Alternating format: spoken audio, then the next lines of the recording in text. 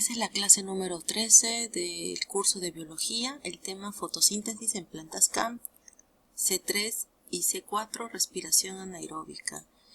Vamos a estudiar la fotosíntesis. Recordemos que necesitamos el agua y el dióxido de carbono.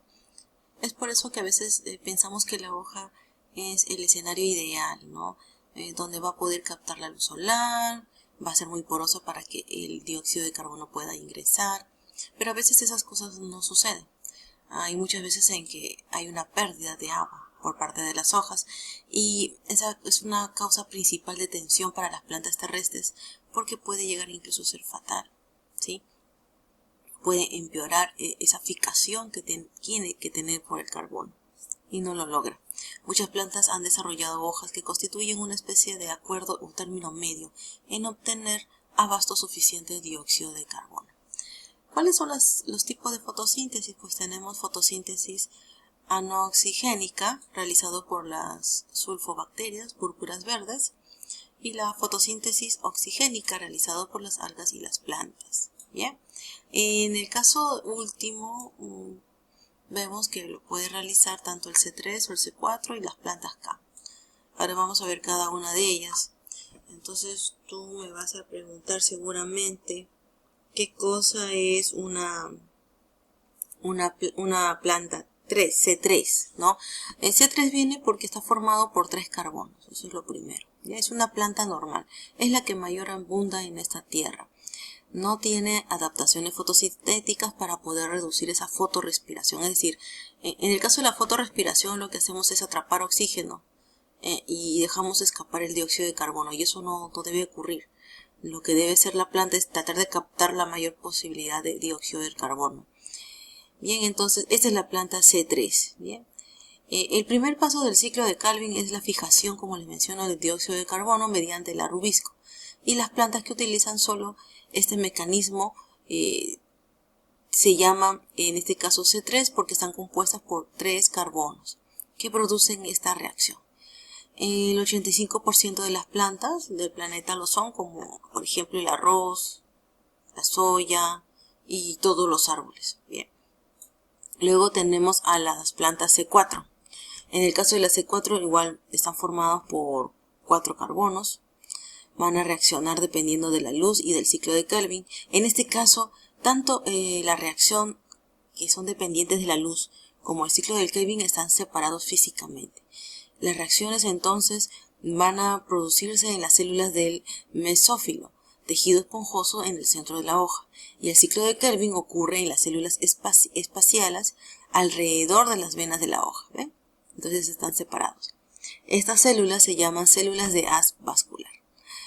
Para ver cómo ayuda esta división, ¿no? Tenemos que entender que es muy importante esta separación, ya que de esta forma no va a perder la oportunidad de fijar el dióxido de carbono. Ahora, este proceso, al separar estos dos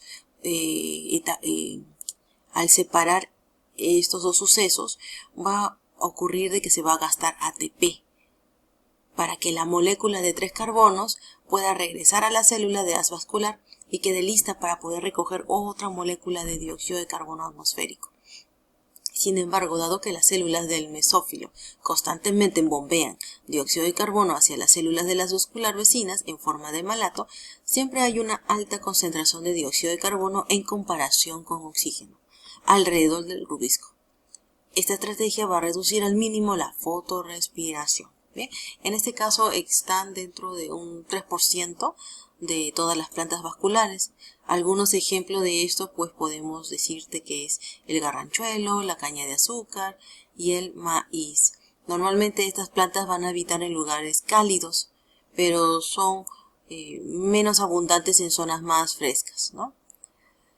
Luego tenemos ahora las plantas CAM, de metabolismo de ácido de glucosilasa. Algunas plantas adaptadas a ambientes secos como las cataxias o piñas utilizan esta vía de metabolismo que te mencioné para poder reducir al mínimo la fotorrespiración. Este nombre proviene de la familia de las plantas de Crusaleas, en las cuales los científicos las descubrieron por primera vez a través de esta vía.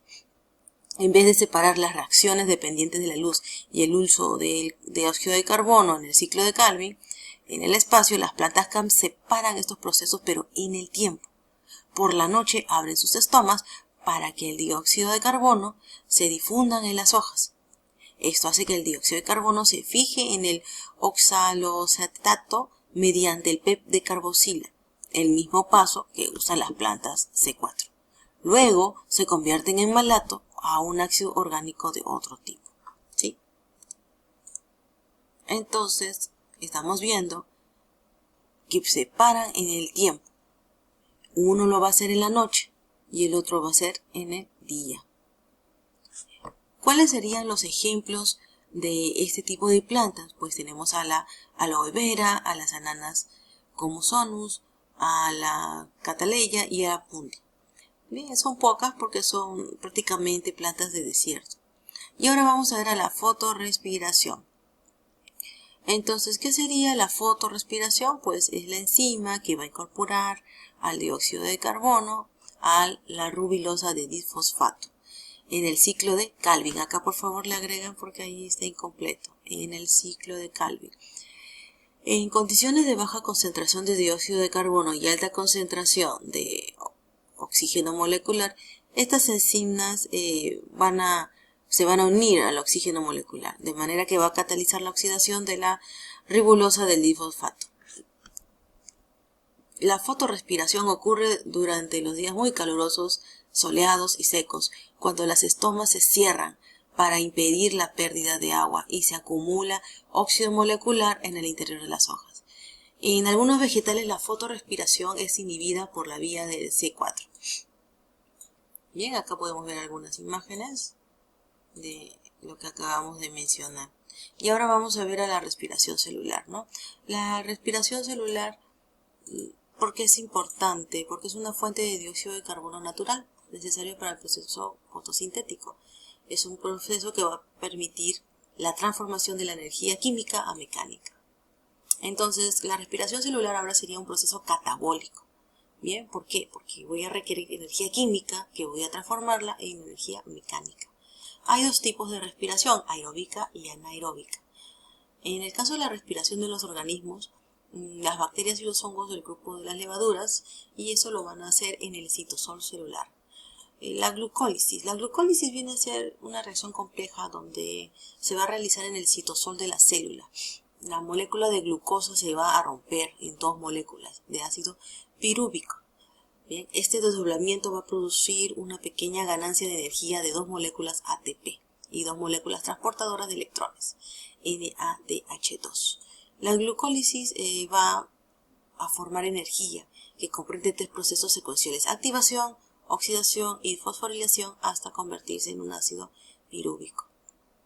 ¿Correcto? Entonces, estas reacciones van a ser importantes para lo que es el proceso de la respiración celular. Y ahora tenemos a lo que es la fermentación. Los electrones transportados por el NADH2 son altamente energéticos, pero su energía pueden utilizarla para formar ATPs, solo cuando hay oxígeno disponible. Muchos organismos sobreviven en los intestinos de los animales, en el suelo más profundo, ¿sí? En los sedimentos donde se encuentra bajo los lagos y océanos, en los pantanos donde el oxígeno está casi o totalmente ausente. En estas condiciones anaeróbicas, la producción de NADH2 no es el método de captura de energía. De hecho, es una forma para deshacerse de los hidrogenios y de los electrones producidos durante el metabolismo de la glucosa en un ácido pirúvico. ¿Bien? Entonces, la fermentación, ¿qué va a solucionar? Soluciona el problema a permitir al que el piruvato actúe como un aceptor final de electrones y de iones de hidrógeno. Así el NAD+ se va a regenerar para su uso en la glucólisis posterior. Y hay dos tipos principales de fermentación: la que convierte una al piruvato en ácido láctico y otra en dióxido de carbono o etanol. Bien, entonces no olvidemos, nos dan una pequeña observación, que las estomas de las plantas CAM se abren solo de noche. Listo. Aquí también tenemos un gráfico de la glucólisis, ¿no? La glucólisis es un rompimiento de la molécula de la glucosa. Entonces, hasta aquí la clase de hoy. Ya las preguntas estaré absolviéndolas en la clase vía Zoom. Hasta luego.